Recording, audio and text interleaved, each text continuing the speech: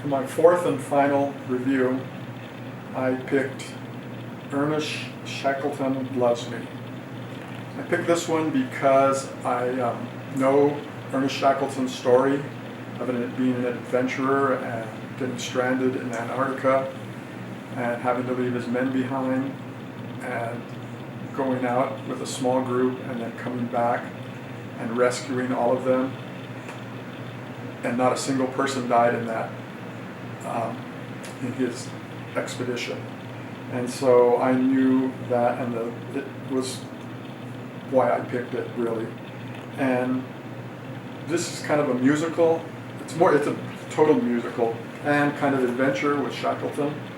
And it's a story, and it starts with a sleep-deprived single mom who struggles with her life, and she's a music composer for video games, and she's very good at it, and she's just up late one night, and there's thunder and lightning in the background, and she's on Cupid's leftover.com site, which is a dating site, and she's posting her information because she wants to date somebody.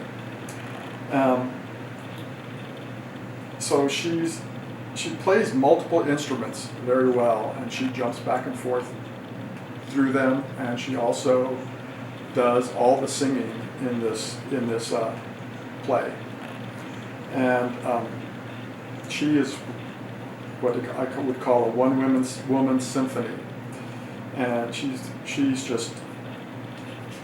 playing for the dating site, putting on some of her music so she can try to impress someone, which is kind of funny in a way. And this play has quite a bit of comedy mixed in too. It's a really light-hearted comedy, but it does have quite a bit mixed in also. So it's a musical comedy. And she's been awake for 36 hours working on a video for music for a video game. And so she hasn't had any sleep for a long time. And so and one of her dreams that she states as she was on the dating site, is that she is 41 and she dreams of financial security. And after all of that is kind of the opening, she gets a call on the phone and is fired by her boss. He tells her that they hired a high schooler to replace her because she is too old and doesn't understand the younger gamers. She gets depressed, and her ex-husband calls her. Everything happens all at once. Her ex-husband calls her, and she has a young son that she's raising on her own. And he wants to come home, and she starts hearing male voices calling her name in the background, and then the phone rings again, and she hangs up on her husband, and then the phone rings again, and it's Ernest Shackleton, and he's on his way to her because he saw her name on the dating site. This is where it kind of turns into fantasy. It's like she's hallucinating, and that's what it implies. That's what it seemed to me. And so she starts getting weird phone calls from him regularly throughout that evening. And she hangs up, and then she says, "Well, I want to see you." And he says, "You can't see me. You can't see me." And she says, "Yeah, I can. I have Skype." And he says, "Skype? What's Skype?" And she turns it on, and so then he comes on the screen.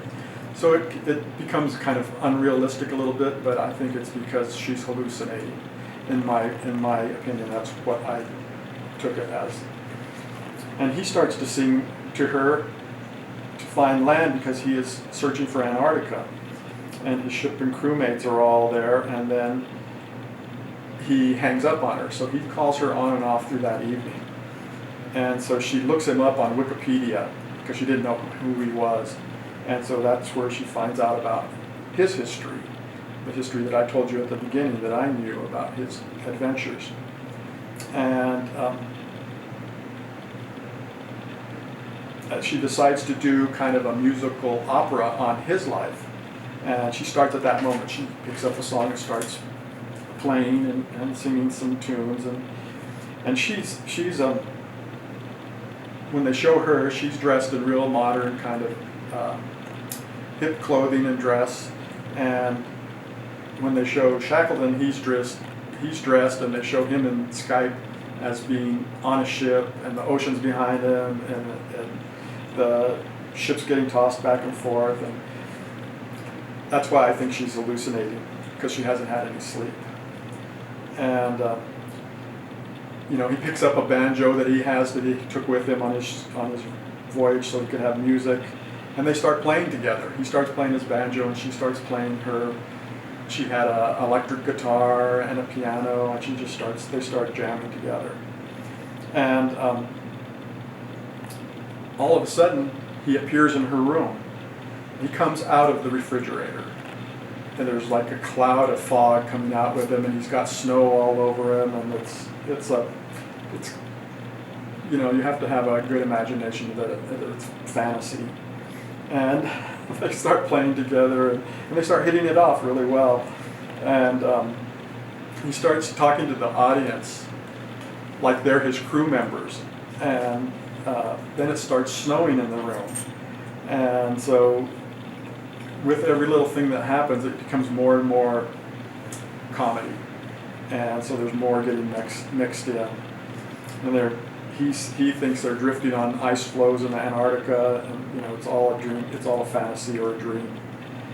And as it plays down, and he goes back into the refrigerator and goes back to his ship, and he calls her again, and she hangs up on him, and